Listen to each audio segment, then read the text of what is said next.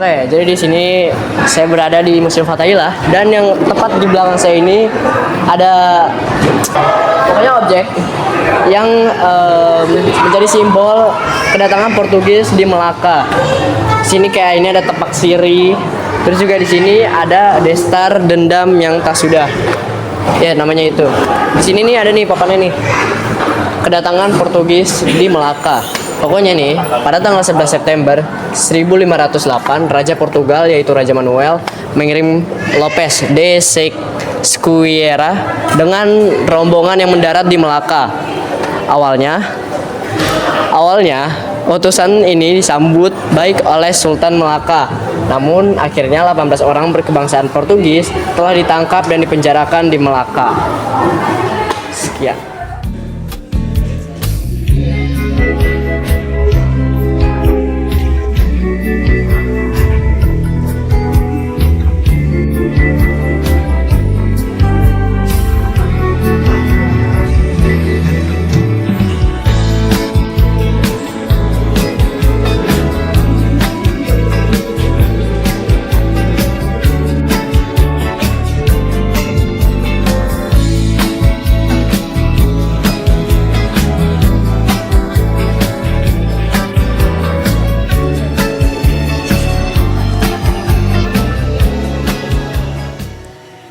Oke, jadi selanjutnya di ruangan ini terdapat peninggalan kolonialisme yang berupa senjata api. Senjata api bisa terlihat di sini. Senjata api ini digunakan oleh tentara Eropa pada abad ke-18.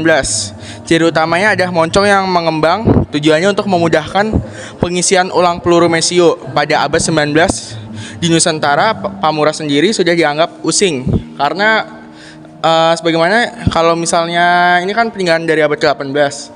Sementara untuk setelah masuk ke Indonesia itu di abad 19 ini sudah mulai usang, jadinya akan diperbarui. Jadi ini ada contoh peninggalan dari abad ke-18 yang dibawa oleh kolonialisme.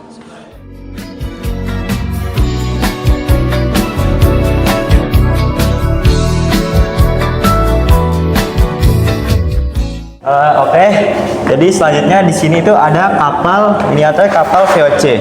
Nah, jadi kalian tahu sih itu VOC itu apa? Nah, VOC itu adalah kongsi dagang yang punya Belanda. Jadi dia itu awalnya kan niatnya untuk pedagang ke Indonesia, tapi lama kelamaan VOC ini malah menjadi monopoli untuk Indonesia. Ya makanya itu VOC ini sangat terkenal juga karena mereka itu menjajah cukup lama ya, cukup 3,5 tahun, 3,5 abad kalau nggak salah. Nah, kapal ini juga merupakan kapal dahulu VOC. Nah, ada satu hal juga yang menarik kapal ini nih, karena kapal ini pernah diperintahkan untuk membawa pintu gerbang Batavia. Namun saat lewati di Australia, kapal ini kayak bersama pintu kota Batavia. Namun pintu tersebut sudah diangkat dan salah satu museum di kota Perth, Australia. Terima kasih.